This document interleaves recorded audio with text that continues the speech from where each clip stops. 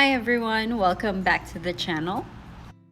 This is the first video of the new year for me, so happy new year to you guys. I hope you guys are having a great time with your new year so far. We're already 15 days in and man, time just flies really fast. I was supposed to upload a vlog, an art vlog, but I didn't finish editing it on time, so I decided to just go with a sketchbook session. So for this one, we're continuing with this portrait sketchbook. This is the second portrait that I made using alcohol markers on the Crescent Render sketchbook.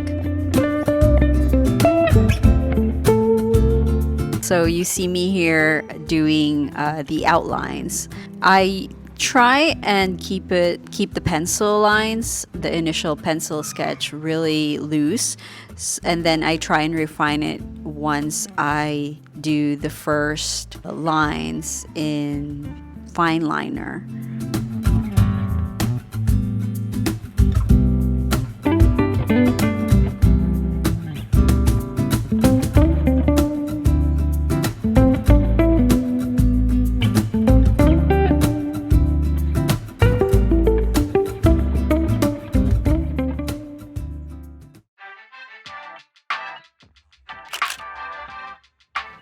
Once I finish the outlines, I then erase all of the existing pencil lines and I start with the markers. Whenever I use the markers, I limit it to about 3 to 4 colors in any one spot. And I always start with the lightest color and then going to the darkest.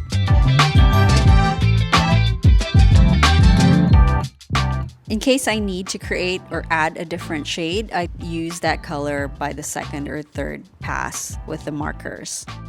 After working on the lips, I jump over to do the shading on the eye.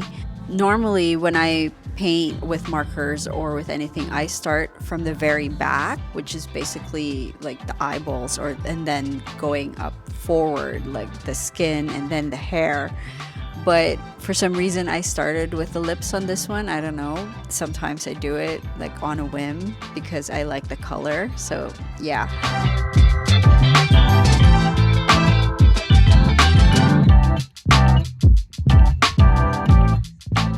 Here I'm adding the initial layer for the skin tones. I'm always nervous whenever I apply the skin tones because it's such a large surface.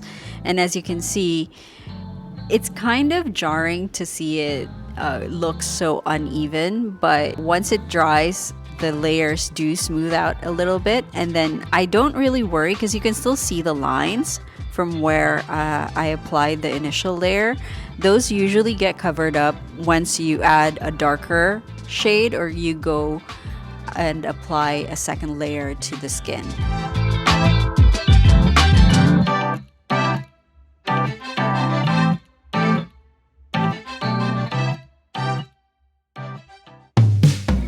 I then go ahead and add the initial darker shades for the skin. I try not to be so precise at this point because I'm still trying to feel out the illustration.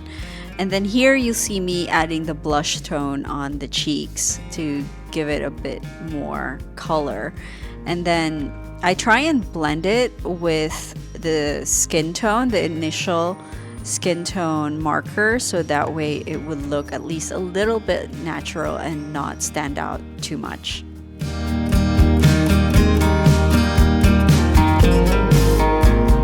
I kept the skin tone simple, so I then go ahead and start shading in the hair. Again, it's the same process for me. You start with the lightest shades that you can find or that you want to use for the hair, and then I gradually build that up using darker colors.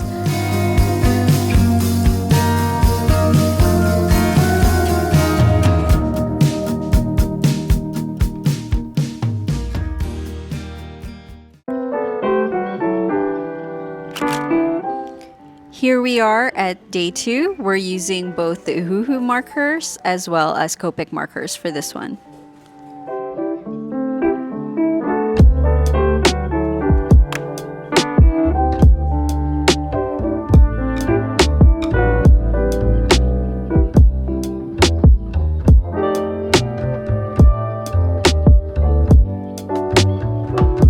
I start filling in the shadow portions of the hair. Normally these would be the areas where, like right under the ears or at the back part of the head. This way you can create dimension, and then I try and be careful and leave out areas where I want it to be lighter. They're going to serve as the highlight.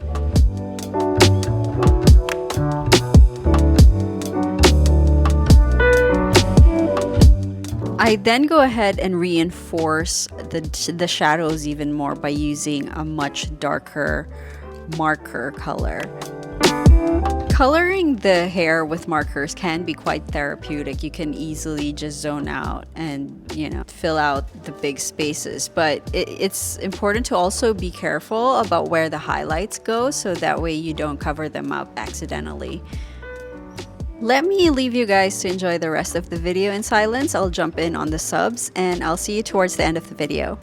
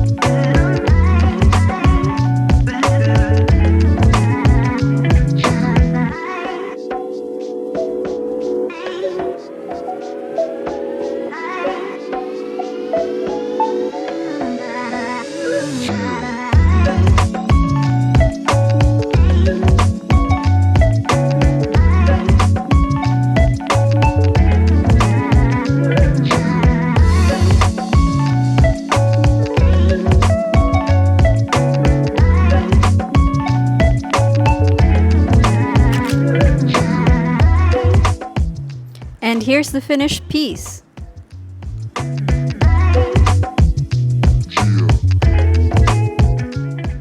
Thank you so much for joining me on this week's video, and I'll see you next time. Bye.